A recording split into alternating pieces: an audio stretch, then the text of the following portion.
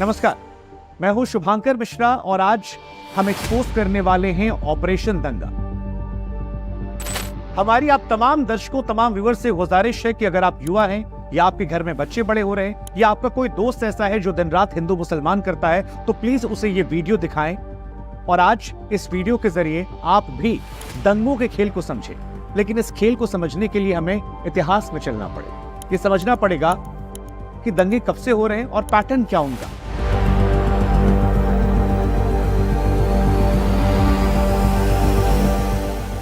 7 मई 1970 मुंबई से 37 किलोमीटर दूर बसे भिवंडी में 7 मई 1970 को बड़े पैमाने पर हिंदू और मुसलमान के दंगे हो जाते हैं। इस दंगे में 78 लोगों की जान जाती है। एक कमीशन बैठाई जाती है एक व्यक्ति की, और बॉम्बे हाईकोर्ट के जज जो हैं जस्टिस डीपी मैदन साहब, वो जांच करते हैं और इस जांच में उन्हें पता लगता है कि एक रूट के ऊपर जब यात्रा जाती है तो हिंदुओं की इस यात्रा पर मुसलमानों से उनकी भिड़ंत होती है। इस घटना में 78 लोगों की जान साल 1970 में जाती। ये पहली घटना। दूसरी घटना जो है वो साल 1979 में जमशेदपुर में रामनवमी पर है। इस बार भी वजह वही थी, शोभा यात्रा का रास्ता। ऐसे दावा किया गया कि वैसे तो यहाँ पर शोभा यात्रा कई सालों से निकल रही थी, लेकिन जब यहाँ पर रूट बदला गया तो दोनों धर्मों के लोग आपस में एक दूसरे के सामने हो गए। जबरदस्त तरीके से हिंसा हुई और जमशेदपुर में उस साल 108 लोगों की दर्दनाक मौत। साल 1989 में राजस्थान के कोटा में भी अनंत चतुर्दशी के वक्त एक शोभा यात्रा निकलती है। यहां पर भी पैटर्न नहीं था। एक रूट से यात्रा निकलती है, विरोध में पत्थरबाजी होती है और उसके बाद इस घटना में 20 लोगों की जान गई। उसी साल बिहार के भागलपुर में 1989 में रामशिला शोभा यात्रा होती है और इसमें तो हजारों लोगों की जिंदगियां चली जाती है। इन तमाम घटनाओं को देखकर ऐसा लग रहा था कि मानो जैसे कोई पैटर्न सा है जिसको आजमाया जा रहा है, लेकिन ये पैटर्न भविष्य में दंगे कराने को लेकर एकदम कारगर मॉडल होता। साल दर साल दंगे होते रहते हैं, लेकिन अब सारी घटनाओं का जिक्र हम नहीं कर सकते हैं, तो हमें लगा कि कुछ घटनाओं का जिक्र करते हैं जो हाल के वर्षों में आपकी स्मृतियों में कहीं ना कहीं दबे छिपे जरूर। साल 2017 था जब बी.आर. अम्बेडकर की याद में सहारनपुर में एक ऐसा इलाका जिसे धार्मिक तौर पर सेंसिटिव माना जा रहा था, एक रैली निकली। ये आरोप लगते हैं कि मुस्लिम समुदाय के लोगों ने यहां पत्थर फेंके। हिंदू समुदाय ये कहता है कि रिटेलिएशन में हमने भी जवाब दिया, और हिंदू और मुसलमान दोनों भिड़ते हैं, दुकानों में आग लगाई जाती है। इस घटना में भी 3 लोगों की जान जाती है। ये घटना बहुत पुरानी नहीं है, 2017 की। आपको 2022 की करौली की घटना याद है? राजस्थान की काफी चर्चित घटना थी। 2 अप्रैल 2022 को हिंदू नव वर्ष के दिन विश्व हिंदू परिषद, राष्ट्रीय स्वयंसेवक संघ और बजरंग दल ने एक शोभा यात्रा निकाली। जब ये बाइक रैली अटवारा, जो कि एक मुस्लिम मोहल्ला था, वहां से गुजर रही थी, तब इधर से आरोप लगता है कि मुसलमानों की तरफ से पत्थरबाजी शुरू हो गई।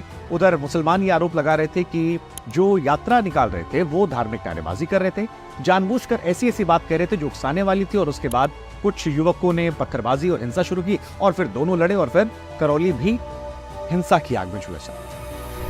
फिर बात करते हैं दिल्ली जहांगीरपुरी की। आपको याद होगा 16 अप्रैल 2022 को दिल्ली के जहांगीरपुरी डिस्ट्रिक्ट में हनुमान जयंती का दिन था और इस अवसर पर एक शोभा यात्रा निकाली। इस बार भी पैटर्न बिल्कुल वही था, हिंदू मुस्लिम का। आरोप लगा कि मस्जिद के पास से जब यात्रा निकली तो कुछ बियर की बोतल फेंक दी गई, भगवा झंडा लहराने की कोशिश की गई, मस्जिद के आसपास उन्माद मचाए। उधर जो रैली निकाल रहे थे वो कह रहे थे कि जैसे ही हम इन मोहल्लों से गुजरते हैं वहां लोग तैयार खड़े थे, छतों पर पत्थर रखे, हमारे ऊपर पत्थर मारे गए, हिंसा होती है। 8 पुलिस के लोग और एक व्यक्ति जो सिविलियन था वो घायल। एक घटना झारखंड में भी 2022 में हुई। झारखंड में 2022 में रामनवमी के दौरान बोकारो में दरगाह और कब्रिस्तान के आगे जब यात्रा निकल रही थी, तब हिंदू और मुसलमान जो हैं वो आपस में भिड़ जाते। तमाम जर्नलिस्ट, हम जैसे भी तमाम लोग वहां पर थे और काफी सारे जर्नलिस्ट को चोट आई थी, कई सारे सरकारी अधिकारियों को चोट आई। एक व्यक्ति की इस घटना में मौत भी हो जाती। ये घटना भी काफी चर्चित हुई। पश्चिम बंगाल की बात करें तो वो तो हिंसा की आग में लगातार रहा, लेकिन इस तरह की घटनाएं वहां पर भी हुई। इसके अलावा बिहार की तस्वीरें जो है वो भी बहुत ज्यादा वायरल हुई थी। अब अगर आप इन तमाम घटनाओं को ध्यान से सुन रहे होंगे तो आपको इसमें एक पैटर्न नजर आएगा। हाल फिलहाल में हरियाणा में भी यही हुआ। बिट्टू बजरंगी का बयान जो था सोशल मीडिया पर वायरल हुआ, कहा कि अपने दामाद का स्वागत करने के लिए तैयार हो जाओ। इसके अलावा नासिर और जुनैद हत्याकांड में जिस मोनू मानेसर का नाम सामने आ रहा था, उसका भी यात्रा में शामिल होने की अपील करने का एक वीडियो सामने आता है कि लोग इसमें शामिल हो जाए। ये हिंदुओं की तरफ से। मुसलमानों की बात की जाए तो उनकी तरफ से भी तमाम उनके जो नौजवान थे उनके वीडियोस सामने आ रहे थे। सोशल मीडिया के माध्यम से वो भी कह रहे थे कि अब की बार मोनू आएगा, छोड़ेंगे नहीं, आके दिखाओ तो ऐसा कर देंगे। कुछ पाकिस्तानी यूट्यूबर्स का भी जिक्र हुआ। फिरोजपुर झिरका के विधायक मम्मन खान ने हरियाणा विधानसभा में कुछ महीने पहले ये कहा था कि अगर मोनू मानेसर मेवात में आ गया तो फिर उसको प्याज के जैसे हम फोड़ करेंगे। अब हैरान करने वाली बात यह कि पुलिस और प्रशासन सोया रहता है और ऐसा बिल्कुल नहीं है कि उन्हें यह पता नहीं होता कि हिंसा हो नहीं सकती, लेकिन फिर भी कुछ नहीं करते। कई मामले ऐसे होते हैं कि पुलिस से परमिशन नहीं ली जाती है या फिर पुलिस के मना करने के बाद भी रैली निकाली जाती है, लेकिन एक सच ये भी है कि अधिकतर मामलों में पुलिस को बताकर ये रैलियां निकलती हैं और उसके बाद भी पुलिस कुछ नहीं कर पाती। अब कायदे से ये होना चाहिए कि दोनों समुदाय के लोगों से बातचीत की जाए, एक आपसी सहमति बनाई जाए, यात्रा का एक रूट निकाला जाए और इस तरह की शर्तें रखी जाए कि दोनों वर्गों में किसी को समस्या, दोनों वर्गों के जो अति उत्साहित लोग हैं उनको शांत रखा जाए। ये बहुत बेसिक चीज है, ऐसा होना चाहिए। लेकिन ना पुलिस, ना प्रशासन और ना सरकार, राज्य दर राज्य चाहे जिसकी सरकार हो, वो ऐसा करती नजर आती। हैरानी इस बात को लेकर होती है कि पुलिस की मौजूदगी में इन दोनों समुदाय के पास तमाम हथियार होते हैं। एक वर्ग पत्थर इकट्ठा करता है, एक वर्ग यात्रा निकालता है और पुलिस खामोश होती है। और आजकल ये सब छिपकर नहीं होता।